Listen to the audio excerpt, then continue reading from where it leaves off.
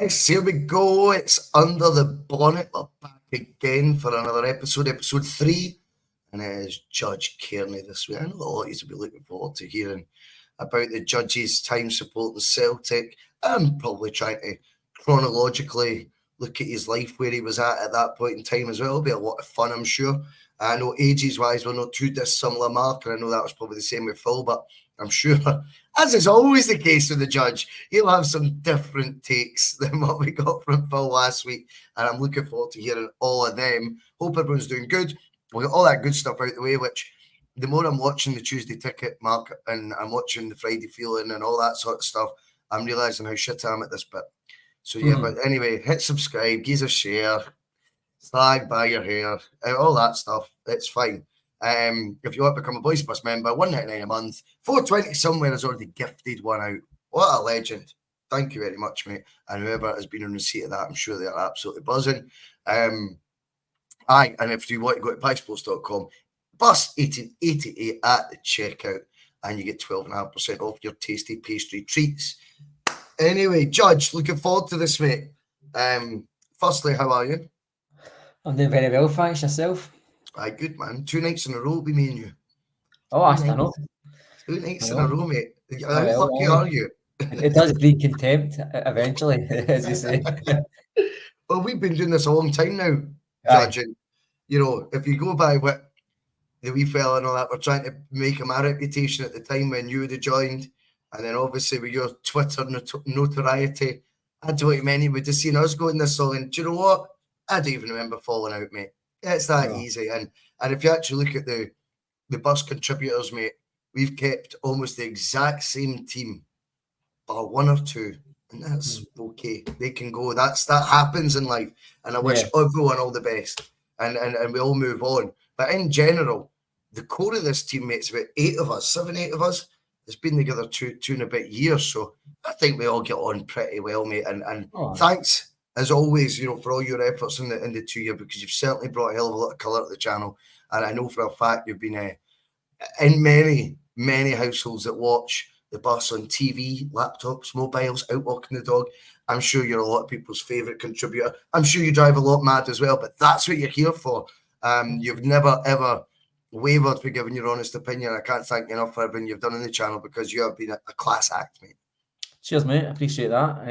As you say, a lot of folk, this is the good thing about the Bus, and they're going to get 4, 5, 6 different opinions, and that's reflective of guys in pubs, supporters buses, guys in your work, and that's what it's all about. So true. Opinion. And I think when you've got a kind of stereo talk, that's when you're all agreeing with each other, it washes when you're winning games. But when the questions need to be asked, the board, the club, everything, I think sometimes that's when folk come to us, Bhoycie, and I think we've kept to your kind of remit. Mindset. Aye, for day one. No, I think you're right, mate. I think you're absolutely right. Let's go back then, as what we do, mate. We're going to start at the start, as that kind of makes sense to do that, you know. But let's talk about when you started supporting Celtic, mate, because out of all the contributors we've had, we had an interesting answer for Liam on this. Phil, I knew was going to be around World Cup 94, a bit like myself. He got his football bug, and therefore that following season became that Celtic bug, if you like, and sort of overtook having a football bug. I get a feeling with you were born, mate, already stressed about everything Celtic related. Oh, aye. Well, the two of you Talk froze to there, me mate. when you remember what your sort of first. Can you hear me? Oh, I can hear you now. Sorry, just repeat the question, Bhoycie. Just sorry. So I think I broke up. Sorry, mate. I think I broke up there. So what I was saying was, I think I was saying me and Phil basically had a very similar beginning to supporting Celtic. Very similar in terms of we got the football bug for the World Cup 94, and then it was a Celtic bug that followed. And the Celtic bug overtakes your actual love of football. It's a love of Celtic. And I always got the impression you were stressed and strained about Celtic for the second you were born, mate. I think. But I'll be intrigued to know what your sort of first season you remember, or your first sort of team, and what age you were when you got that bug, if it wasn't indeed when you were first born. Well, my first memory of Celtic, I was really young, boys. I can remember clear as day watching the TV and Celtic had. I'm going to assume it must have been a centenary year or the year after, and there was videos of Celtic fans singing "Always Look on the Bright Side of Life," and that song Go stuck on. forever. Every time I hear that song, I just think of Celtic. That might spoil a question later on you might ask, but that probably my earliest memory of Celtic is watching that. And I spoke to my dad about this before, and he's got a big memory of this moment on TV, and I think that's probably when Celtic kind of first kind of noticed that. And the first game I went to actually was it was actually the 1st of September 1990. And anybody that watches me on Twitter or listens to me on the pod, you can kind of find out why I'm so stressed and so because we lost 3-0 against Aberdeen. And That's your first game. at home against Aberdeen, and we lost a goal. The first goal was about 4 yards offside. And then the second goal was scored for a handball, and a Mason ended up scoring. His name was Mason for Aberdeen. And it was a handball. The guy that caught it, actually. It was Stuart McKinney, if you remember him, Bhoycie, back in the day. Yeah, Stuart McKinney. He had the blondest sort of hair, I'm sure. They may have died, aye, but I remember Stuart McKinney. they had a good team. I mean, the Celtic team that day was unreal. I checked the team today. What a team it was. Charles Nicholas was just back for Aberdeen. Connor was in goals. Chris Morris. Paul Elliott, Jakanowski, Joe Miller came off the bench, Paul McStay, obviously. Who else was playing? It was a very good team. Even the players I just mentioned, there was a very good team. You know what I mean? Andy Walker came off the bench and all. So I mean, that's some strike force straight away there. Joe Miller, Charlie Nicholas, Jakanowski, and Andy Walker. I mean, that front four would win a league in Scotland just now. That'd be a top striker than now. Even Charlie Nicholas just came back for Aberdeen the previous season. I don't know if you remember, he scored the winning goal against Celtic in a penalty shootout. I think it might have been, or round about that. He returned to Celtic the season after. That's my and it's a couple of wee funny. My dad always likes to remind me of that game. I can remember a lot of these details very, very well, but this one will make a couple of people laugh. I was like my dad says, his first memory of that match is me asking where Alan McCoist was. So I must have been kind of swamped up in the Alan McCoist frenzy of Scottish football at that time. And he always slags me to this day that one of my first things I asked was where Alan McCoist was. He was in the newspapers front and back then, so it's not a big surprise. Yeah. I was asking where he was. And my dad tried to take us into the jungle. We had to go and sit in the main stand. I think my dad didn't want us sitting or standing and amongst all that. I remember it really well, you know what I mean? And I remember us fucking off about 20 minutes to go because they scored 3 goals in about 15 minutes. Pat Bonner was horrific, and at least 2 of them, which isn't a surprise. Sorry, Terry. But it was... that's my first memories of Celtic, Bhoycie, and it was maybe a couple of years after that, maybe 92, 93. My memories of Celtic is my dad. My dad worked away a lot. Obviously, my dad does installation engineering in the oil terminals. Sorry, can't say that. So he's always working away, different countries, and all the rest. He's been all the world, and gotcha. And so my early memories with my dad, if he was home, maybe come back for the pub on a Saturday, and he would stick on the Super Scoreboard. And it would be like just checking his football coupon. And I used to always remember on my radio just having it on, like kind of up my room, wait for my dad to come in, because there's a wee bit of bonding, you know what I mean? That things like that. And that's probably why like you can associate certain memories with when you got it with your dad or Bhoycie. And when you know, it's like your dad's your hero when you're winning this. And to a certain extent, my dad still is. So that's kind of where my Celtic kind of obsession started. It was more like wee things like that. And then I'd probably say when I was in primary school and I really started like being fascinated with guys like Pat Bonner and Paul McStay, because they were big celebrities at the time. Especially Paul McStay, they were big celebrities. And and you were always running about trying to re-score the goal that they scored. I mean, don't get me wrong, my pal Steg could probably watch his show. He used to score 100 goals at every lunchtime. I'd be lucky if I scored one, but the one you did score, you were doing that famous commentary and shouting like, I don't know, Paul McStay at yourself or something like that, Totally, mate. Totally. And we've all been there, and I think it just started after there. But and ever since, Bhoycie, I'd say that I've been totally fixated, to a verge of obsession with Celtic. You know what I mean? And I'm 40-year-old soon, Bhoycie, and I still get excited. I see Celtic Park every day in my life, coming back to work every day, and I still get that excitement that I got the very first time I seen the place is what I get the new, and I don't think it'll ever leave me. And I think that's probably where a lot of my worry comes from. But Celtic is, sometimes I just care too much about it. Yeah, If that makes sense. I get it. No, it does. It does. What's so interesting about that? Do you know when you said your first memory of Celtic was a 3-0 defeat? I always remember a funny quote by Liam Gallagher. Go off on tangent for a minute. And he said, "What's your first ever memory in life?" And he says, "Being stung by a bee." And I always thought, does that not tell you maybe why certain people can be the way they are? And you've said, look, Bhoycie, this is maybe where it all began. Whenever we get beat 3-0 and that sets the tone. Do you know, I always thought that was as soon as you were talking about that, it took me back to that memory of him saying his first ever was being stung by a bee. And I thought, I just like having a pop at people every now and then, Big Liam. Do you know what I mean? Maybe it's just so stem for that bee sting, and maybe yours was by Stuart McKimmie and co. See your first memories of watching the hoops. Now, these players, I think you're right. Paul McStay, like I was saying with Phil last week, I was like, it was so heartbreaking that the guy that I knew about before I knew I had the football bug, say from before the USA 94, you're right. They were like celebrities. They were like, am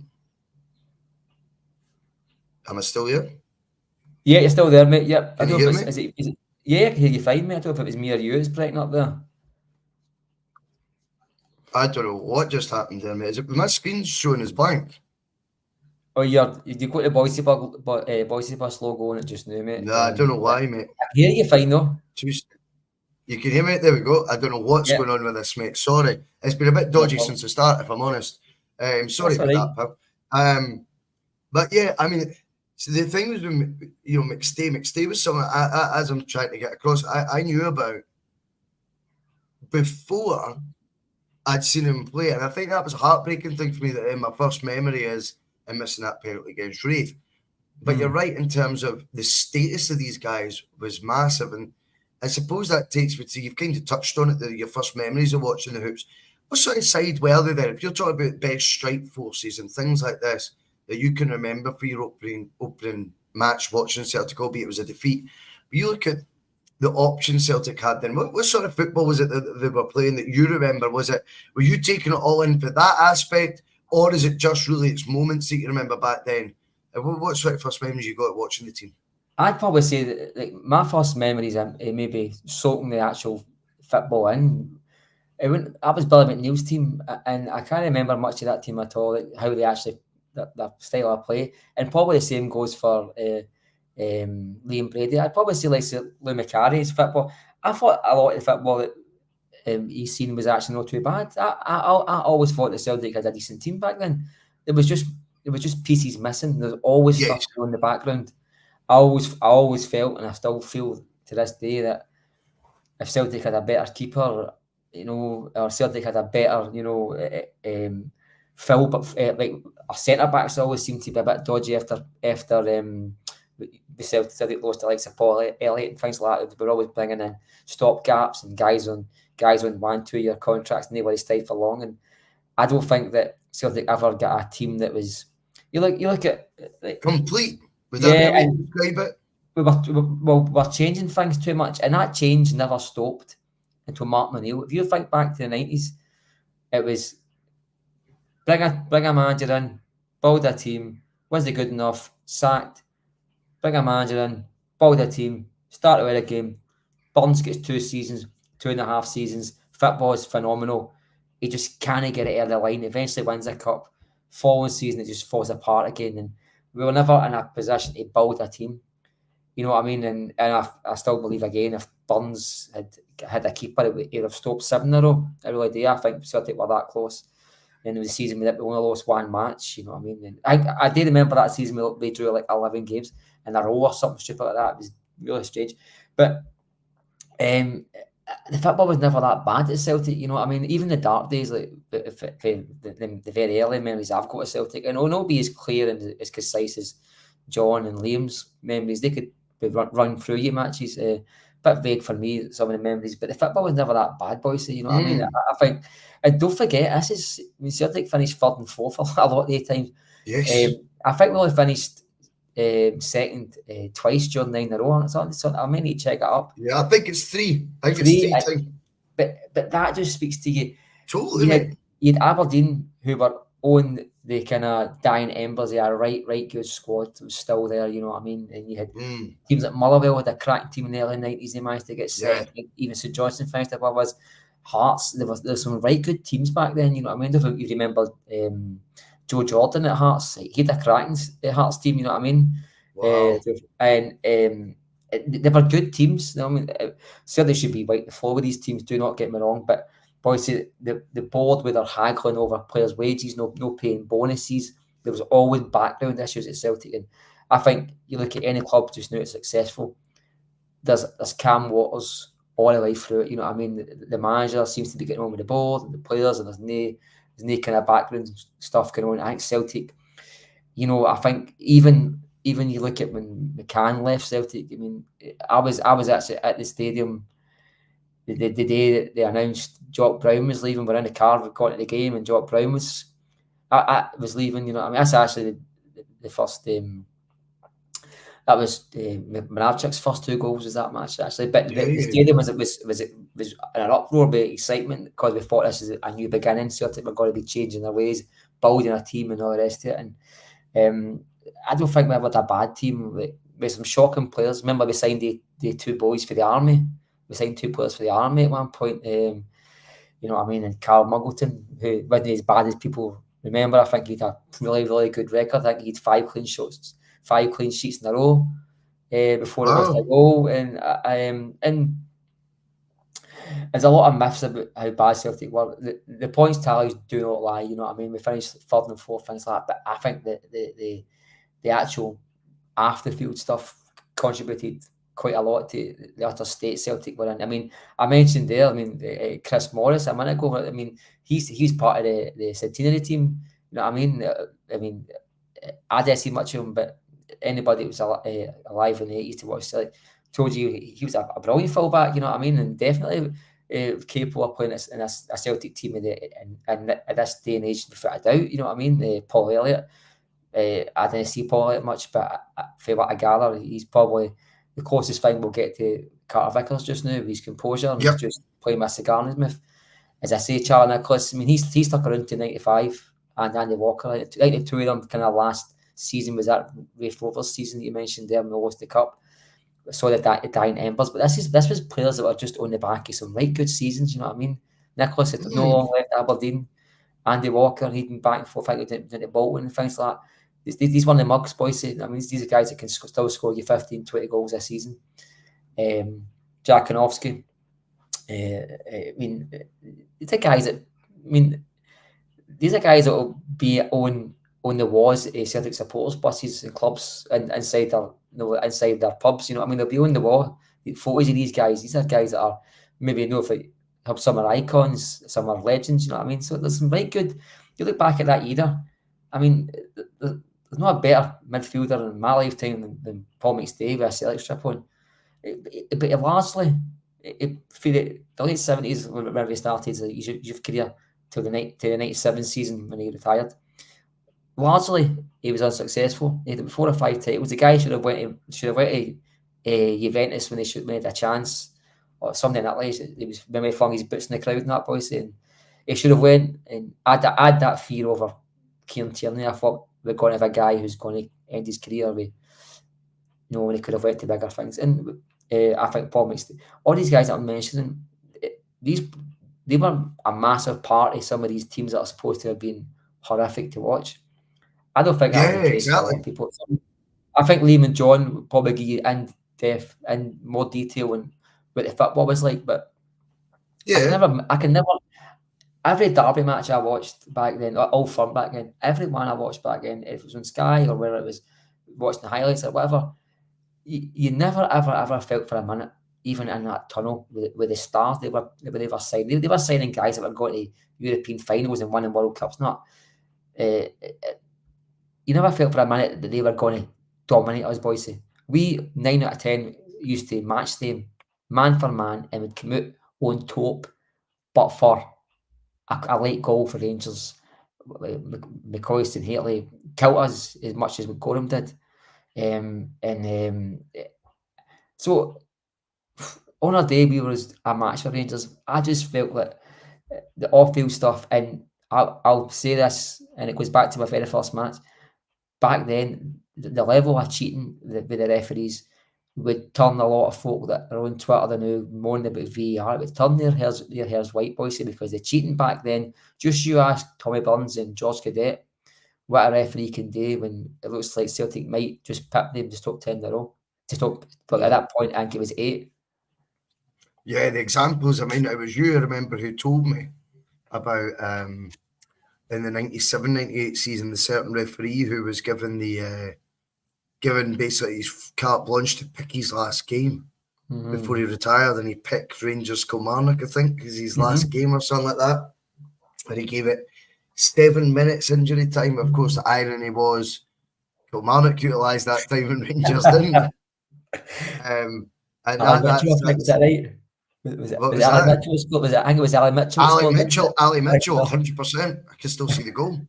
But I mean, that's crazy to think like, oh, I just take a pick of the game, and by the way, we know because it's your last game, you don't give a fuck anymore.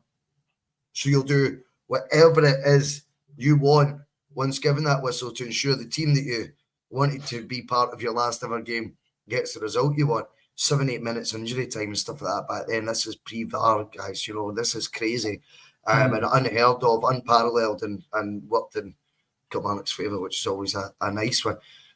See what's interesting when you're talking though, and it seems like it's a nagging for. I can almost get a bit of that. Almost when you talk about the Celtic board, it doesn't matter who the incumbents of it are in terms of what your frustrations are with it. And like the frustrations you had back then, okay, it wasn't paying bonuses and things, but right now it's not paying real wages. It still feels like when you start mentioning the board or anything like that, that your tone changes a bit. And it feels to me like the Celtic, you're watching a team not as bad as it's now portrayed to be because of obviously the lack of titles they had and Rangers having their most successful domestic spell in that time. But you're going, it's because we couldn't take our the vibe I get from you is couldn't take our foot or our hand, I should say, off the handbrake. You know, we couldn't let go. We couldn't just put the foot down and really capitalise from a position of strength. You were mentioning earlier it was 1 or 2 in the team that were holding you back. The goalkeeper hadn't been improved. I mean, Packy Bonner was replaced. He was replaced with someone like Gordon Marshall, who I think, with all due respect to him, was nowhere near it. As a Celtic goalkeeper, especially not one going realistic for a title, and didn't mirror the other signings we'd made that were so exciting, so vibrant, so well thought of in European, if not world football in some cases. And why do you think that's been an ongoing trait of Celtics? That even when managers are doing their bit, i.e., let's talk about Tommy if you want. He's getting the team playing some of the best football we've seen in years.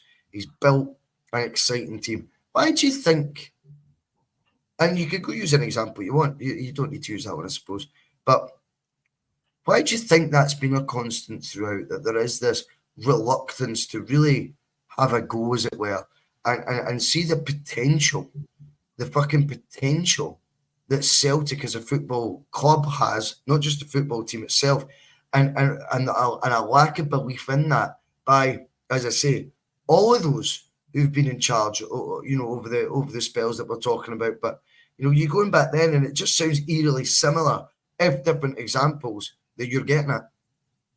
Well, even if you look back to the Bertie Auld, God rest him, how the joke he says when he's talking to the Rangers players in the tunnel, we're on £10 a man for a win. We're on £5 a man, but my £5 is guaranteed. Even if back then, boys, say the Rangers were paying their players more than the Celtic players. So the biscuit tin has been there since day one, and I think there's a snobbery about Celtic. I think Celtic. I firmly believe it's Celtic, and I think it was Patrick Kluivert. I think it was somebody like this who said Celtic behaved like amateurs when they were trying to sign him. I'm pretty sure. I'll double check who it is. I think Celtic have got we're Celtic attitude. Is that not enough for you? Sort of, and I don't think it washes in modern football, and I don't think it's ever washed when it comes to money. Bhoycie, I think we've lost players. We spoke about the Burns there. I mean, the three amigos, they all left for money reasons. None of them said, I want to go to Bradford and Sheffield Wednesday. None of them said that in Norton Forest. No. The three amigos left because and in the same breath, McStay didn't stay loyal to Celtic because he got a pay rise. The guy got a testimonial which he deserved, but he didn't get more money than what he was going to get in Italy. So I think there's always been that in Bhoycie. I think the board. I mean, we had. I think it was Michael Kelly that said that they're custodians of the club, and I almost felt like when you hear things like that, you know, that they're protecting their own assets and their own money rather than being there as a fan in a fan in the director's box or the chairman's desk and make decisions to make Celtic as best as it possibly can be. And Celtic have never done that, boys. I think our best managers throughout our history. I mean, Jock Stein was given the Celtic team, and he flung the ball on the training ground, and it hadn't been seen before. You know, they just played a 7-a-side at the end of each tour jogging session, and he changed Celtic forever. That wasn't through Celtic evolving and turning into a modern day club or try to, make. It was thanks to one man. Is that what you mean? And I think that's been the same way. You look at that's the a great example. Yeah. Look at the great managers we've had, even in our lifetime, boys. O'Neill, without a doubt, he got back in his first season, but he was just an amazing manager. He just worked with what he had and made them better. Rodgers is probably the prime example. Yep. Neil Lennon too. I thought Neil Lennon, he had probably something about him that the players wanted to work for him. Well, do you know something as well, Mark? See, when you're talking about the manager example, that was always like one that stand out. Even if you look at the playing thing, I mean, Larsson was an anomaly, not the rule. And it was like, but there's these wee examples where it's Henrik who's almost forced your hand into paying him 40 grand a week. We can't pay it now, 24 years later. Yeah. He forced your hand by being that good that, that will make it. But he's actually driving up your standards. He makes other people want to join your football club.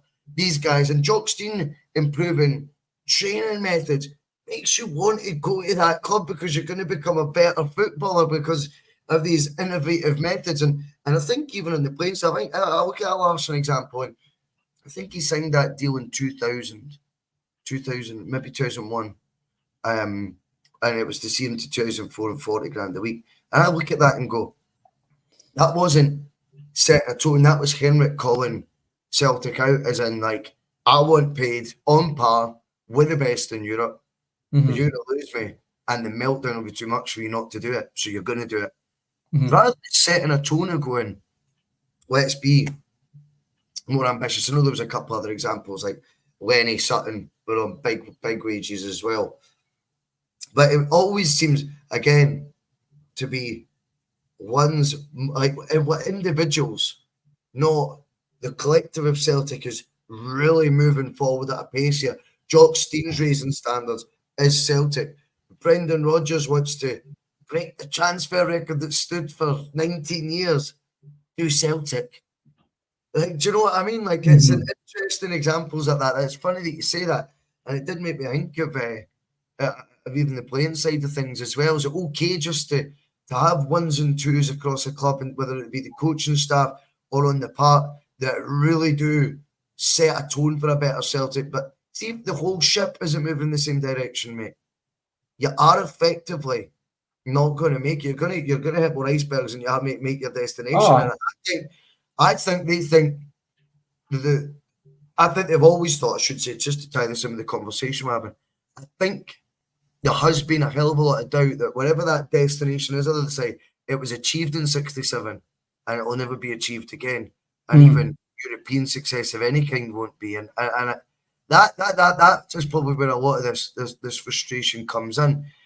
But I enjoyed that, mate. Enjoyed that conversation because it's interesting when you describe it as, an individual coming in. He's doing something Celtic aren't. I love that. I've never really thought of it like that. You can imagine, boys, like even if you look at Celtic as like, you look at maybe some Huskies pulling a sleigh. If one's gone in the right direction, it's only so far. I mean, that it can drag you through that. You know what I mean? And I feel like, I still think the biggest elephant in the room is Lawwell. But before Lawwell, it was the Kellys, it was the White, Cassidy being an arsehole, directors lying to each other. You know what I mean? And there was that Alan McDonald, was that his name? And he'd fell out with Viduka big time. I think even before Viduka started. Yes, I know Viduka was a bit of reportedly a bit of a prick, but ask Leeds fans and Middlesbrough fans what they thought of him. And he was those guys for years, mate, no problem. I know he probably does have personality traits, but his thing, if you ever listen to Martin O'Neill talk about it, sorry for jumping in again, but if you ever hear O'Neill talking about it, he says the first phone call he had with Viduka was him, you tell that Alan McDonald I'll not forget, or something like that. And he goes, so they two had obviously fell out. He goes, I realised I couldn't repair Viduka's relationship with Celtic, but he literally quotes that Alan McDonald, the CEO, as being the guy Viduka's fell out with. Viduka, bear in mind at this point, yes, the Vanessa Cali thing and he fucks off, but he's one of your top 2-3 players at this point, undeniably. And we actually sell him for under his value in the end, just because he's fell out with everyone. It's crazy. Well, my memory of that guy was the first thing he did and the last thing he did. The last thing he did for Celtic was spit in a Dunfermline player's face and get sent off. That was his last action for Celtic, and his first action was to go in the sick for 3 months. That's right. And I was at the game when they won the game 2-1. We were 1-0 down, and they came on to salvage whatever we could. And the noise of the stadium when they come on as a sub. But I've heard a few cracks in the air. I mean, the air was cracking. It was the noise was just unreal, because even though I think, the seasons were always getting away from us dead early back then sometimes, and we were always just waiting for that next hope, and he scored fucking 35 goals in his first full season. But this guy wasn't a Dublin, you know what I mean? And a few goals are crackers. I think, as I say, you mentioned his personality. I think you're probably right there. I think there must have been a clash with him, that guy, and there you go. There's an example of maybe somebody who maybe have been persuaded with this. Because don't forget, this when it happened just now, O'Neill was a guy who just won a cup with Leicester. You know what I mean? If we were to go into the EPL just now and take a cup winning manager, right, there would be excitement within the squad. Martin O'Neill phoned that guy and had no chance of him signing for Celtic. No chance, right? It's staying at Celtic. Something must have broke down really badly behind the scenes. You know what I mean? I think the Inverness Cali stuff, I've heard Ian Wright talk about it. He said he took his boots off. He said, I'm not going back out. Personally, I wish we had somebody like Scott Brown in the dressing room back then, because he'd probably take a boot to the face. You know what I mean? And told to go and sit in the stand rather than being allowed in the second half. Just John Barnes a bit. I think if maybe Ken Dalglish was inside the dressing room that night, even they've done that, you know what I mean? John Barnes probably a bit naive to run in the dressing room, get away with it. And maybe Burns know what to step out of line and talk to the manager. But, I can just imagine stuff going on back then. But Mark Viduka, I'm pretty sure that was his last action. I think he spat in that player's face and get sent off. I'd forgotten about that. Somebody can check it. I'm almost positive of that. I was on a away match. But I think, just keeping on track, I think, that since day one, Celtic boards have always been a strange kettle of fish. You know what I mean? It took Celtic 9 months for their existence to change their their philosophy. They went from purely charitable to half the board walking out in their second season because of changes in structure and changes into turning into a business rather than a charity anymore. And I think internally since day one, Celtic have had issues. And even you look at just now, Bhoycie, we call it musical chairs. It's just a board that so instead of self-sacrificing, it's self-rewarding, and that's not what the club's about. I That's a would, good way of putting it. yeah, and I had a conversation today with somebody in my work, and it got a bit heated, as you can imagine. And there's still folk, and I don't want to go down this road, still folk in this fan base that are scared to spend money in a keeper because we signed Barkas 3 years ago and it was shite, you know what I mean? That's an season ticket holder I'm talking about, Bhoycie, you know what I mean? And when you get folk, I say that when you're saying things like that, why should our board even spend a penny? Because you've got to be clapping no matter if we bring on the guy from Inverness Carrick's reserves, you'll be sitting there telling me it's the next best thing. So no point strengthening people get part of that. And I said before, I was talking to you, I think there will be a cigar at Hampden on the 25th of May when they've all sat back and said, you know what, we told the fans that we built a team to win this title this season. When the reality was, again, it was one man and one man only that pulled that team out of the line. I don't mean match by match, I'm talking about getting that club together and getting that group of players together. Same with Steen. You look at when Steen left Celtic, you know, they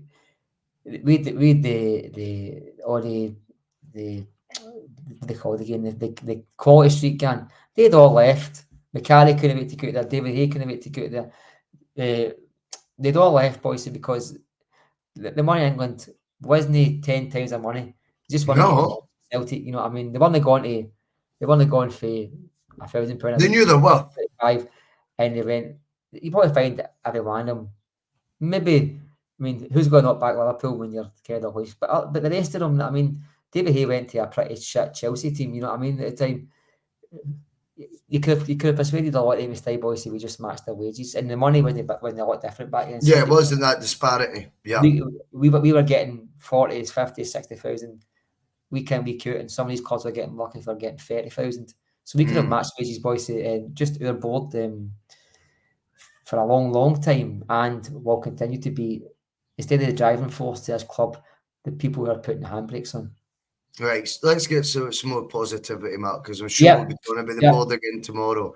Talk to me about your childhood icon first and foremost. Who was the first one that you remember? I don't know if you had his name and number in the back of your shirt, but who was you wanted? If you didn't, John Collins, mate.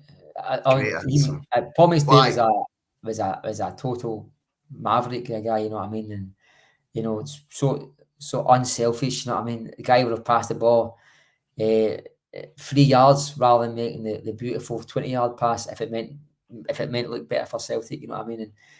But John Collins was just unreal, man. What a player he was, you know. Unreal. It was the first player that I remember when he went to Monaco, and it was the first player in my lifetime that when they left, you were like, oh my God. Yeah, I remember it so well.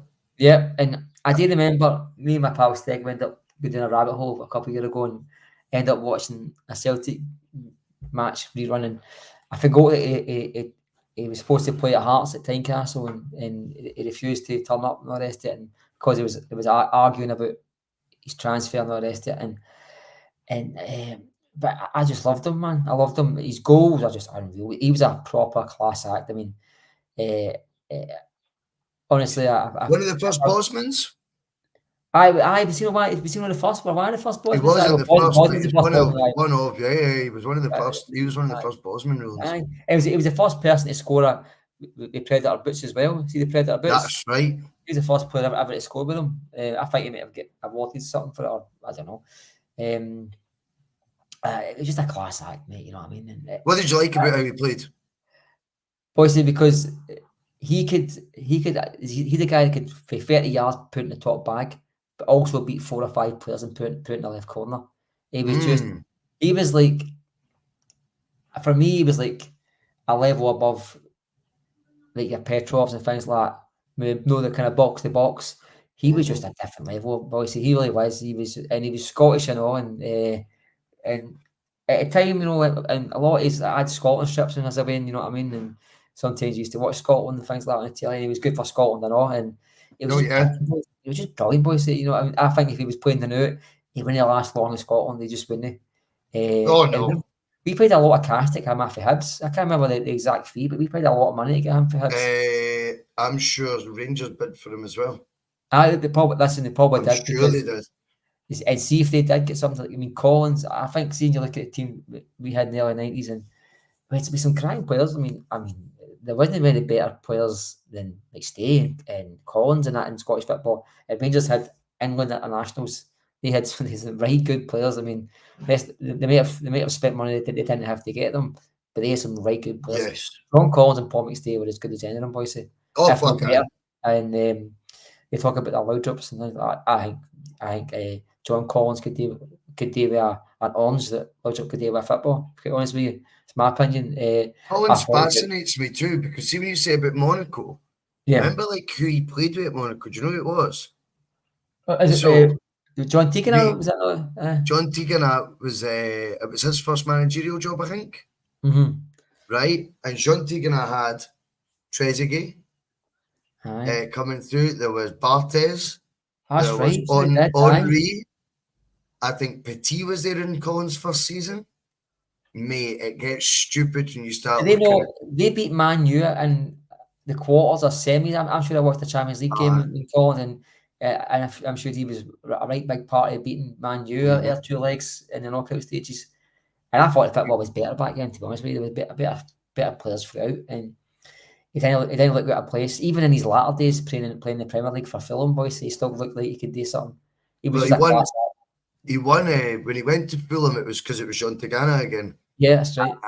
And he won the Championship Player of the Year. It was Division 1, it was called then. But he won the Division 1 Player of the Year, not Fulham's Player of the Year, the League's Player of the Year out of the 24 teams. But he'd played for Everton under Walter Smith. I always thought the biggest compliment that Smith signed him. Everton, that's right. Smith signed it, and I always thought there's a compliment in there that you can't put a price on, and that's Walter Smith going the whole time. I fucking wished he was a Rangers player. That's almost what he's saying by signing him at 30-31 for Everton.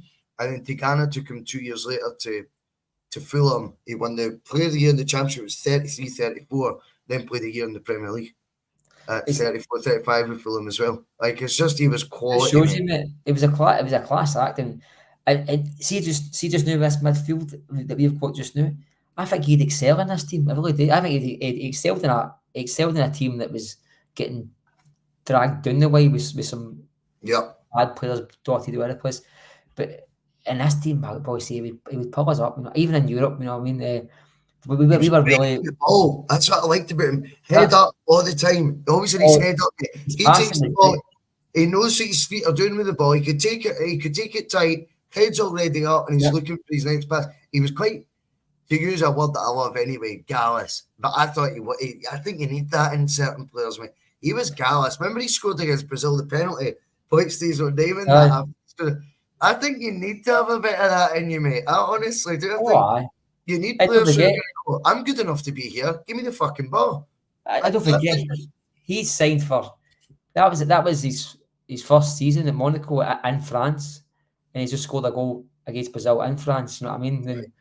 So he's like, look, I mean, and it was brilliant, boys. I mean, I met him actually. Me and Steg met him and came into my work and spent about a good hour with. He signed as many strips as we wanted to sign. Brilliant guy, really nice guy, and fitness fanatic. He was telling me he's the exact same weight as he was when he was playing at his peak, and he looked at. By the way, a lovely guy. A lot of time for him because a lot of stick about his time at Hibs. And so, but don't get it wrong, he won the League Cup at Hibs.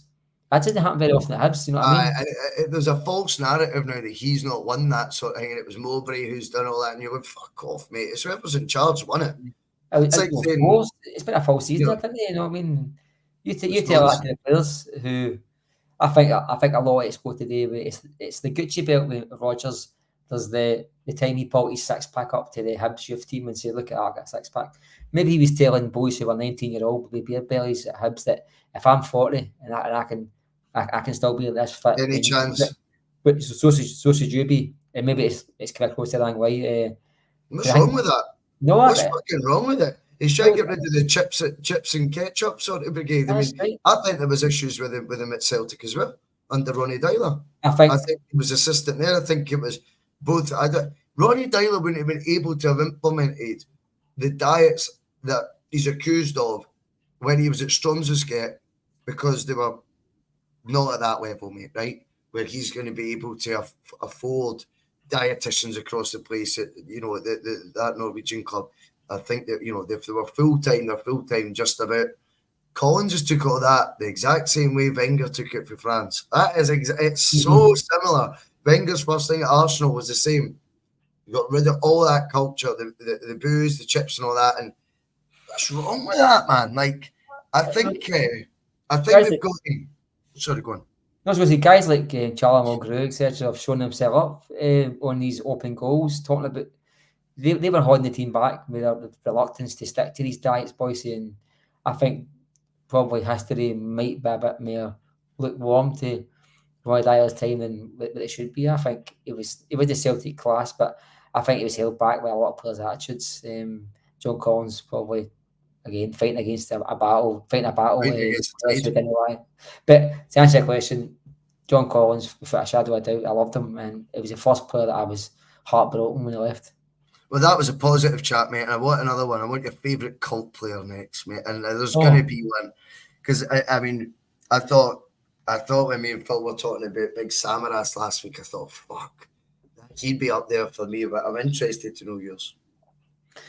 Cult players, well, I wouldn't call him a cult, but a player I loved. And I spoke to him a while ago, and I told him this, but Tosh McKinley, I thought he was an outstanding player. I mean, so under the radar, he played some unfortunate Celtic sides, to be honest with you, and his cross to a ball was, Steve Guppy was the same, but his cross to a ball was unreal, Bhoycie, you know what I mean? He could hit a tennis ball off a road cone for 50 yards, you know what I mean? He was pinpointing these crosses, and guys like Pierre, we used to lap up. I mean, that goal, the goal at Hampden, you could just see the ball come in just now and Pierre finishing it, but that wasn't one-halves. There's 20 other goals like that. Oh, 100 more chances that Pierre, that Tosh McKinley made. He was a good fullback and all. You know what I mean? Very rarely was he ran amok off. You know what I mean? Definitely not. And so maybe cult player. I think a lot of folk have got a lot of time for Tosh McKinley. I thought he didn't get the recognition he deserved. I thought he was a brilliant football player, honestly. And if there's a player that sums up everything I love about Celtic, and he proved it last week, Bhoycie, is Anthony Ralston. You watch. I'm not saying he's going to win Celtic a league. So anybody who thinks that at all, he went out in the Euros with millions of folk watching him, Bhoycie. Made a mistake, although I think there was 3 mistakes in that goal. And he came out the second half and played better. How many folk at that level would collapse under that pressure? He came out and he played, according to Joe Hart and according to his captain, he was man and matched the second half, you know what I mean? And that's been his Celtic career, Bhoycie. He's been told since day one. He gave the ball to Craig Gordon at a back pass against St Johnstone, fucked up and gave away a goal when he was 17-year-old, and the world told him, you're not good enough for Celtic. We all knew at 17-year-old he was good enough for Celtic.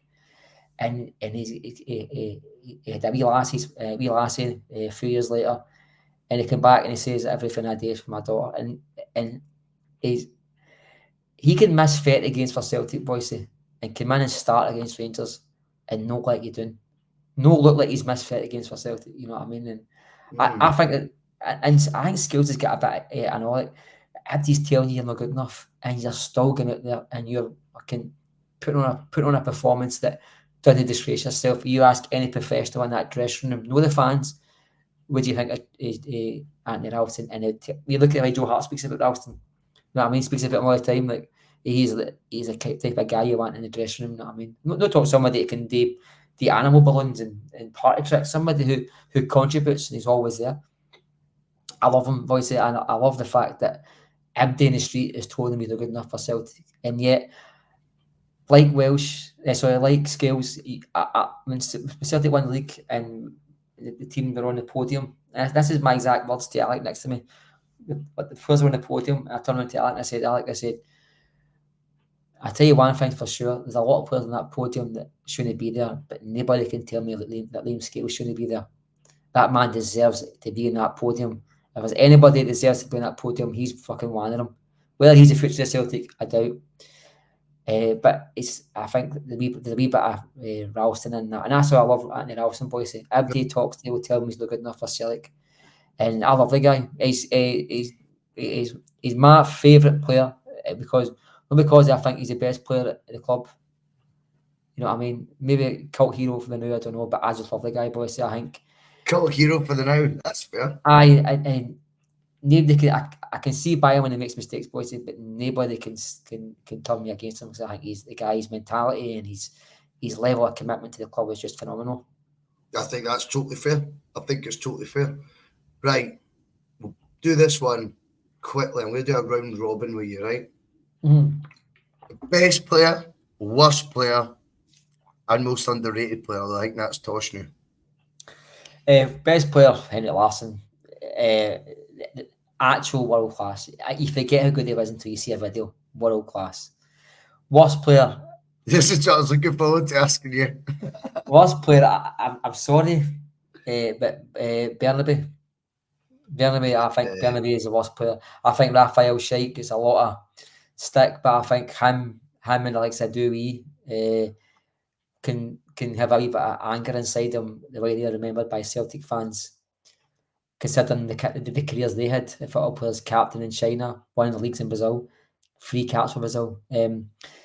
But that guy was just a raffle winner, Bhoycie. For the minute I saw that boy with a Celtic strip on, you were right. You were right, mate. I wish I was wrong, Bhoycie. I hope he goes back in January and proves me wrong and proves I've been wrong. But he's like somebody who's played well at 5 asides and he's managed to get a game for Kilmarnock or something.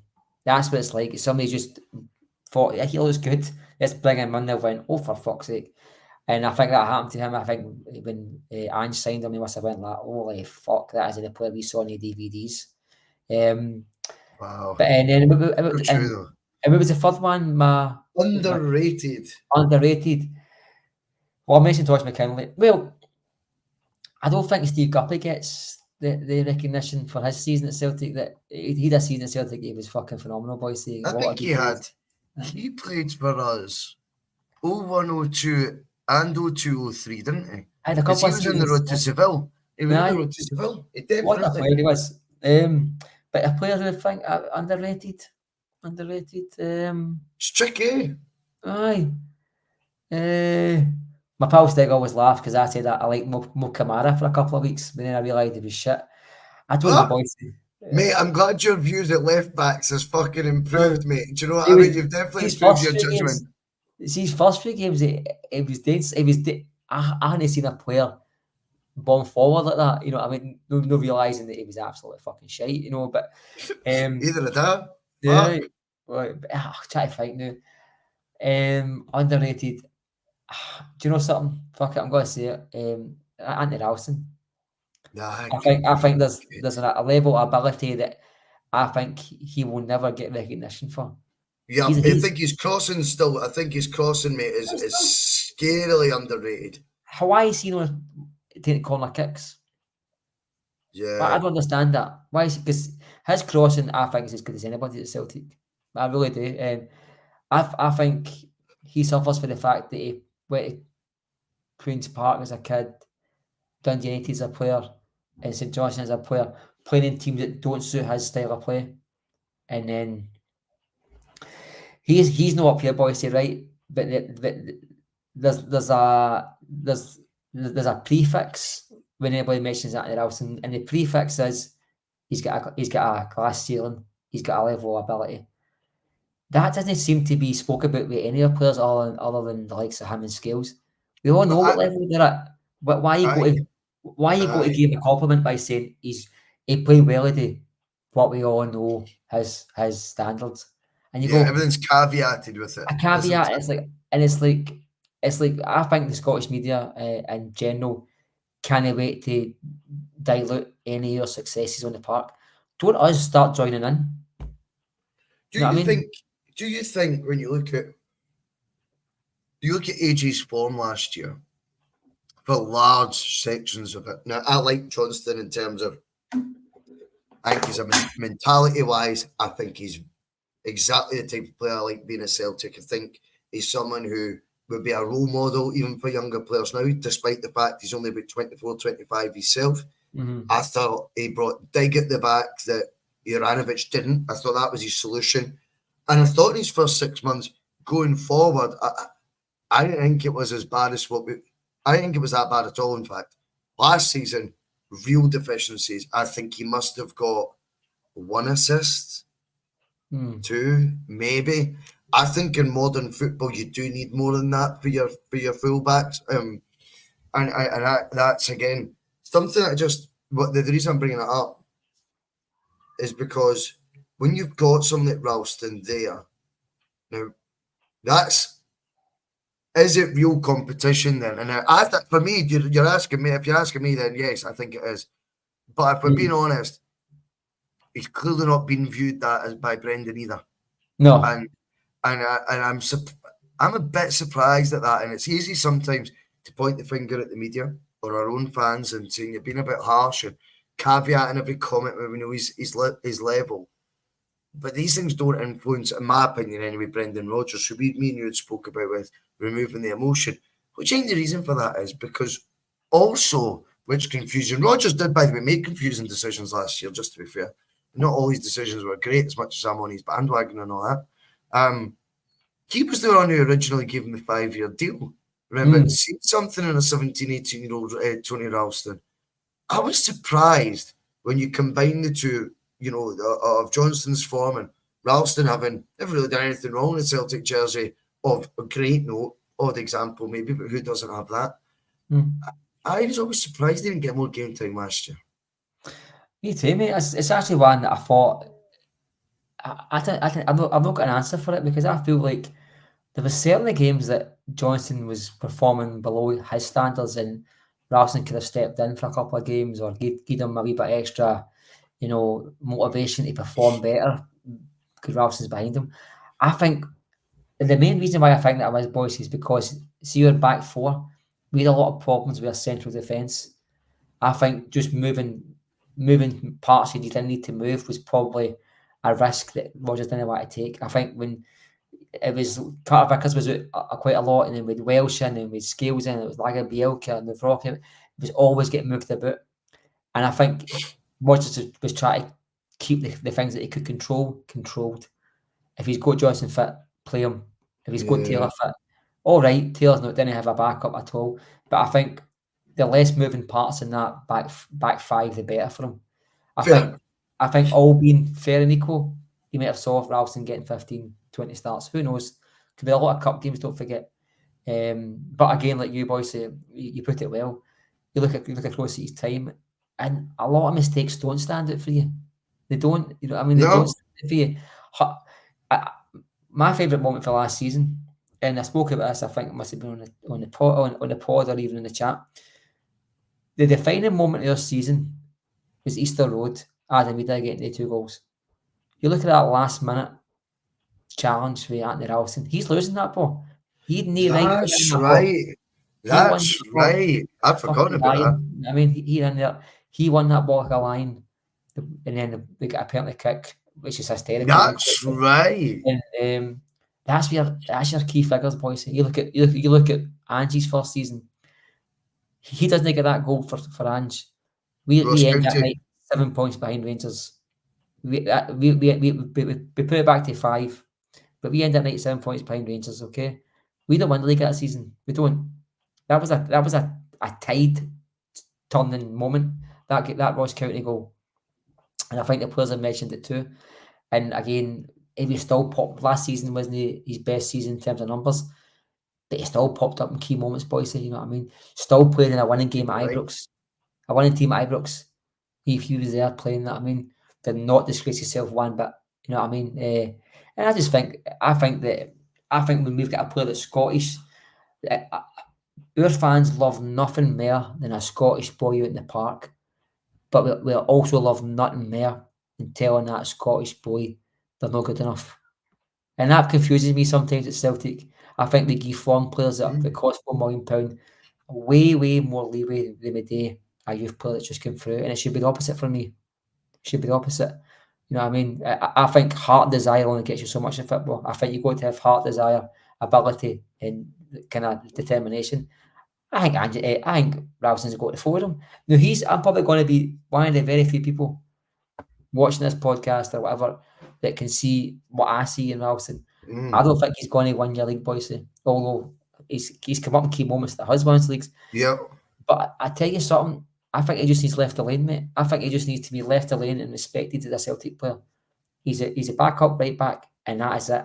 I firmly believe that if we had a second choice in each position that would give you as good a performance as what the first pick does in each position that we've got in the stadium in the park, we'd have a better team just now. If we could see the drop off in quality for what Johnston gives us to what Ralston gives us week in, week out, if we had that all at the park, we would have a far better team, Bhoycie. Does that make sense? I have nothing wrong with that at all, mate. Nothing wrong with that at all. No, I think it's absolutely fair. Let's move on. Best manager, I think you've alluded to it, but let's give us a wee shout. Well, it's 50-50 for a lot. I think me and you have probably got the exact same theory, but I think you go in one direction. I think Brendan Rodgers, Bhoycie. Methodically, I think he looks at football like a game of chess, and he can win you a match with his notepad. And there was times last season where I thought he had lost that ability, but may fool me. You know what I mean? I loved Anil, Bhoycie. Anil gave us. Anil gave us Celtic fans a taste of what Celtic should be. European latter stage football teams, treble winners, dominating football, just running amok week in, week out, 5, 6, 7 every week. You know what I mean? You can let them with the ball, but we'll not go there. Rodgers, I thought O'Neill deserves credit beyond belief. You look at his side, Bhoycie. You look at that 6-2 game. He had golden goals. They inherited Stephen Mahe.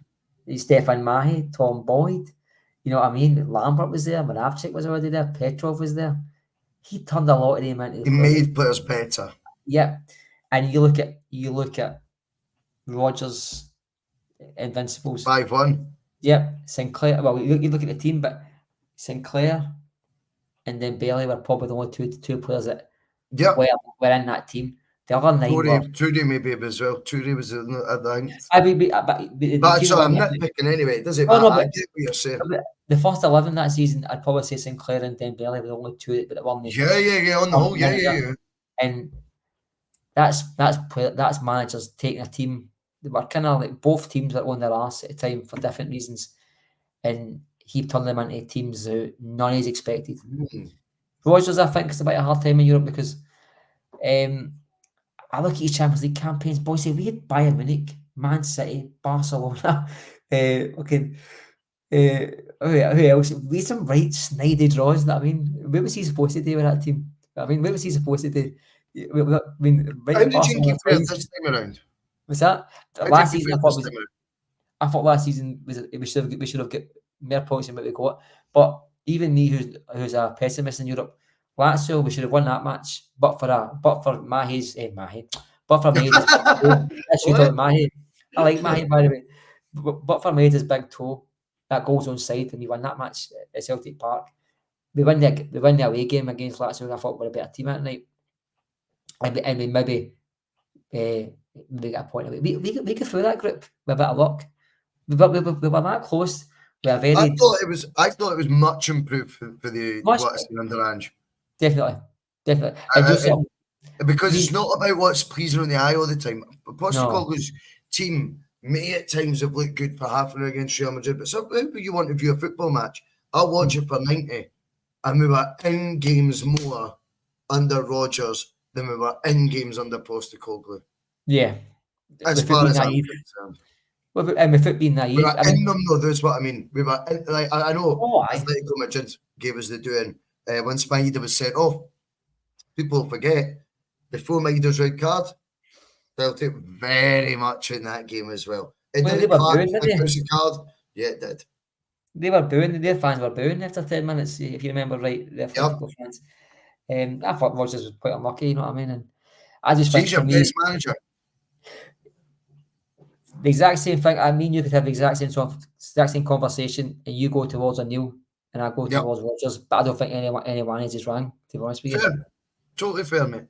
I think it's a fair shout. I want you to know this because I know how much you love your music, and I know your music's very.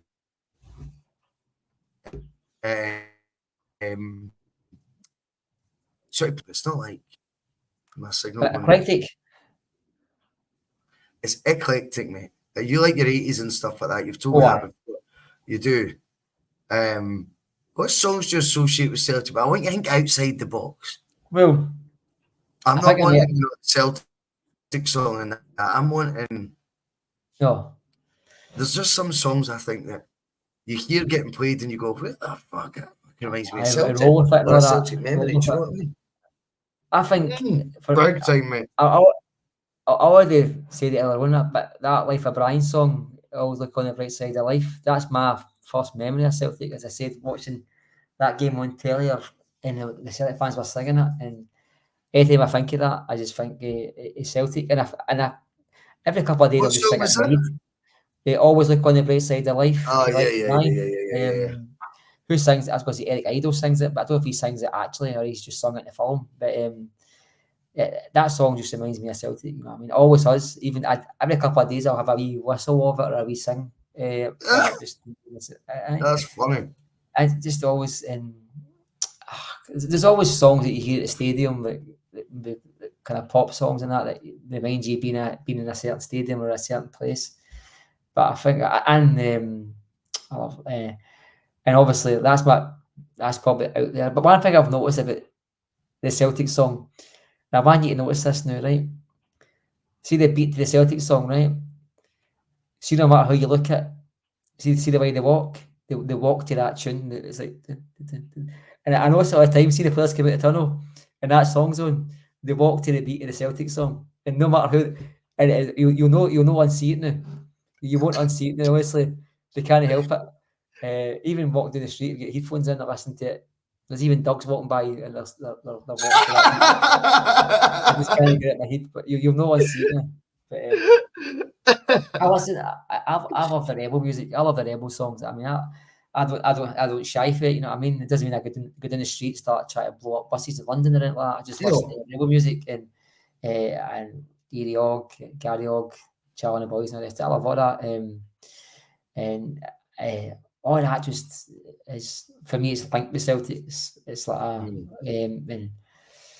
but Eric Idle, Bright Side of Life. Always look on the bright side of life. We sung that for a while. That seems to have stopped. But we sung that for a while. Did it not come back at the end of the last season? I hope so, because I'd love to hear it at Celtic Park. I'd love to hear it. Some people get with the chat. I'm positive it was in the stands towards the end of last season. Oh, I hope you're right. I'd love to see it again next season, Bhoycie, because I love that song. It's a good wee song, I know. Even if you can just do the whistling at the end, it's a cracking wee song. And that's what I say. That's my first memory. I remember watching on the TV. It's clear as day in my house years and years ago, 30 odd years ago, and just seeing that on the telly and the Celtic fans singing it. And if I hear it on the radio or now, it just brings me back to that moment.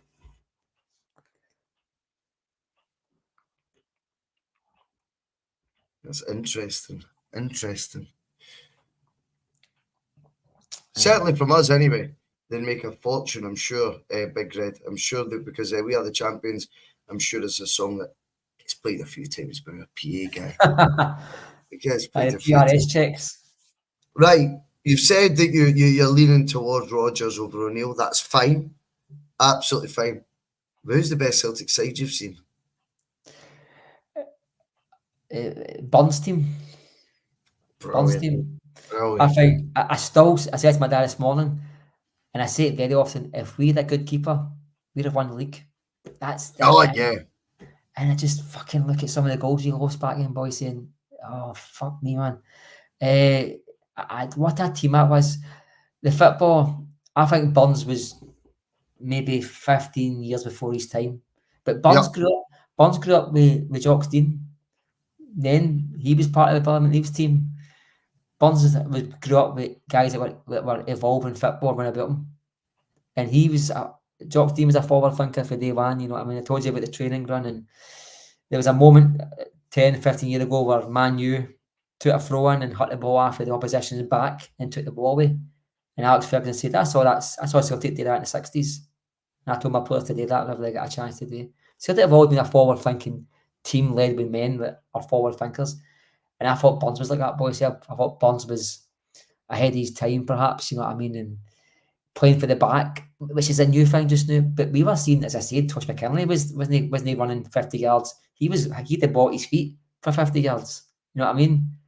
The difference is we go goalkeeper, left back, centre back, right back, McGregor. Then it was goalkeeper, left back, up the yards, 50 yards, up the park, 50 yards, and then pass it. We've always been playing for the back. I mean, the first team in Europe that had overlapping fullbacks was Celtic. Tommy Gemmell, you know, the best in the world at the time. You know what I mean? Celtic have always been forward thinkers. I think Burns just fell into that, and maybe he was trying to make this beautiful football. He had a gold standard team, but he had Sainsbury's lemonade and goals, and that's just that. And you can't do both, boys. I think you got to have a solid setup, you know what I mean? And I thought he just fell with 9 brilliant players, attacking players, even the centre backs like Stubbs that used to pop up with goals. But he just got unlucky, boys. And I feel like that team in today's football could morph into this. That team could morph into this era's football. And I don't think you can say that about a lot of teams can morph into modern day football. Yeah, no, I love that. That's a great way of describing it, because that's true. It was a style that's more associated with the here and now than what maybe O'Neill's team, for example, would be. Mm-hmm. But then the flip side is put them in the park at the same time, at the same ages, and we'll see. But I love that. But yeah, that's a great example you give. There was the worst Celtic side, because, I mean, I was speaking with Phil about this last week. We've been so blessed in recent times. But you've given a good case for some of those sides that even when there wasn't unparalleled domestic bliss happening, there was some good Celtic sides in that. So it must be the poorest one you could sort of remember seeing. I don't want instance of one game. It's been over a consistent sort of period. Well, I think sometimes you've got to take the players' names out of the equation and just look at how they performed there a season. Brilliant way of putting it. And I don't think anybody could argue that one of the worst seasons I've seen is probably the COVID season in terms of ability of player. I'm not talking about, we all know Edouard had levels to go to, Christie, Griffiths, they had levels to go up. But the consistent season of that team, for whatever reason, behind the scenes, you know, living in hotels, etc., I think the performances of that team were so far below what you'd expect for a Celtic team. It's unreal. And I know Tyler's team in his last season, you know, there was a lot of stagnation, Bhoycie, but they were just getting over the line. I think there was more take than that, just over the line. But I think the worst consistent football for a season was that 2000-2001 season football. That was just as take away the fact that Carl McGregor was in the middle and Griffiths was there, and you know El Yunusi was coming on. Take it away, you just look at the 11 players in the park and how they performed for that 10 months, and I think that was just beyond the pale for what you'd expect for a Celtic team. No, I think that's totally fair. And I don't think there's many arguments you can have for the football that we were served. It was poor fare, mate. Finally, we know aspects of this, so we can expand on it, I suppose, tomorrow as well, because we want your thoughts now based on all the highs or the lows or the peaks or the troughs. What is your thoughts now in the 2024 version of Celtic, both as a team and a club as a whole? I think this team, I think this team under Rodgers is a well-oiled machine. They're held back with the level of ability within the squad, Bhoycie, right? But Rodgers is trying to steer this ship, and the board's got an anchor dragging them along the bottom of the ocean. Do you know what I mean? And I think that if Celtic lift the anchor up a bit, we can just float off into the sea. We can just go as far as we can until we hit our glass ceiling. Celtic have got a glass ceiling, Bhoycie, don't get me wrong. Of course we have. We can never. But this team, points last season we were terrible, but there was points last season we played some crack football. See, towards the end, when Rodgers told us we were going to be the best version of ourselves, we were the best version.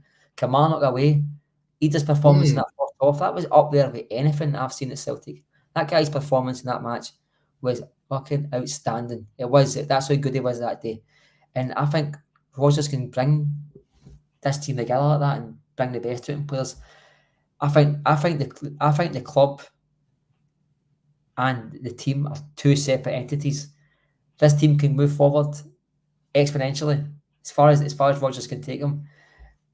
But we need the club to back us, Bhoycie. And totally. I think we've never in our history had a better position, a strength. But I don't think in our history we've had a board more reluctant to act on that strength. And that's my worry, your worry as well, I'd imagine. And I just think as long as we keep hiring managers who, in spite of the board's meddling, bring the best out in this club, we will be okay, relatively. But the worry is, again, is we piss these managers off and we get Rodgers Mark II. I'm not saying that's going to happen, but I'm pretty settled just now that Celtic are one of double. We've got a base of talent that we can build on to win another league. I'm pretty settled with that reality. But we have to act on it, Bhoycie. And that's what I'm on. I think there's work to be done. I think there's been maybe 50% of this squad needs to be torn apart and shipped out. It doesn't happen overnight, and that's my concern. Well, we will be talking about departures at more length tomorrow because obviously Haksabanovic, for example, has just left, and we might have a wee deeper dive into who else we think could leave Celtic. But Mark, thoroughly enjoyed that, mate. That was brilliant. And loads of good examples you've given there that is food for thought. Even I'm sure for the viewers they'll be sitting there going, fuck, I never thought of that. So thoroughly enjoyed it. Anyway, we will leave it there. We will catch you all later. Thanks again, Judge, for that. Remember, do hit subscribe, hit the bell, catch up on all these shows. There's two other episodes that we've done. They're not time-stamped shows, these ones. You can listen to them at any time. Very much the same as the Bustalgia series. I know it's close season, the content. We're keeping it going for now just because it's what we do. But we appreciate each and every one of you who's jumping on the now, and we know that we're all looking forward to the season starting, particularly now the Euros is all an ancient myth. It's gone. But Marc Cairney, thank you so much for that, mate. Thoroughly enjoyed it, and I'll see you again tomorrow around a similar time for the TNF. See you all later. Cheers.